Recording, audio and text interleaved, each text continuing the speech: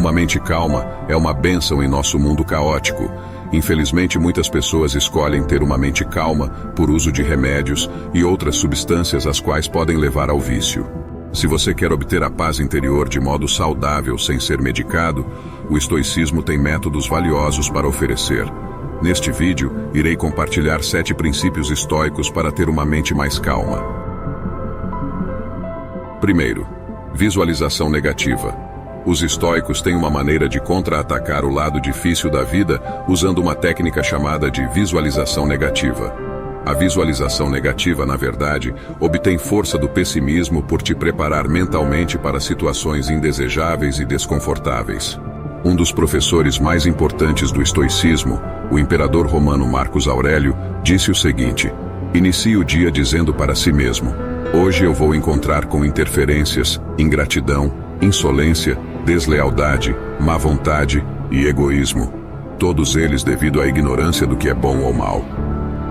Ao visualizar a negatividade combinada com o princípio de aceitação, Marcos Aurélio elimina suas expectativas e protege sua alma contra a adversidade.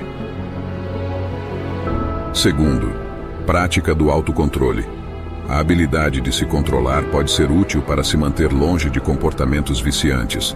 Os estoicos fazem uma distinção clara entre as coisas que podemos controlar e as coisas que não podemos controlar. Epicteto disse: coisas sob nosso controle são opiniões, objetivos, desejos, aversões e, em outras palavras, quaisquer que sejam nossas ações. Coisas que não estão sob nosso controle é o corpo, propriedade, reputação, comandos e, em outras palavras, quaisquer que não sejam nossas ações. O segredo é fortalecer as coisas sob nosso controle, o que requer ser praticado. Existem diferentes formas de fazer isso. Um exemplo disso é o jejum intermitente, o qual você não come por um período específico de tempo. Outro exemplo é mastigar a sua comida uma certa quantidade de tempo antes de engolir. Mastigar a comida antes de engolir parece uma tarefa fácil, mas quando você está com fome, se torna uma tarefa difícil. Terceiro, não se importe, pratique. Imagine que você tem interesse em começar a tocar violão e gostaria de praticar em um parque público próximo à sua casa. No entanto, você tem medo de que as pessoas ao redor possam julgar suas habilidades ou rir de você se errar algumas notas. Isso é uma característica que a maioria de nós parece ter em excesso, se importar muito pela opinião alheia. O ponto é, a opinião alheia não depende de você. Então por que se preocupar com o julgamento das pessoas sobre você? Para quebrar este hábito precisa de prática. O medo do julgamento social está profundamente enraizado dentro de nós.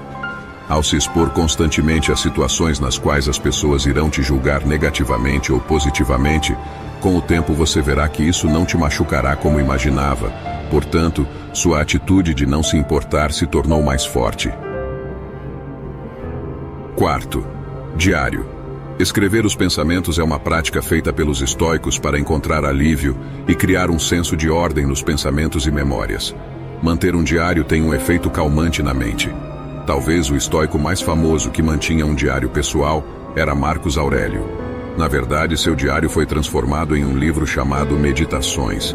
Esse trabalho nunca teve a intenção de ser publicado, pois era um diário pessoal de Marcos. Epicteto e Sêneca, ambos eram filósofos estoicos e praticavam alguma forma de diário também. Sêneca disse o seguinte: quando a luz se apaga e minha esposa se cala, consciente deste meu hábito, examino o dia inteiro, analisando o que fiz e disse: não escondo nada de mim mesmo, não deixo passar nada.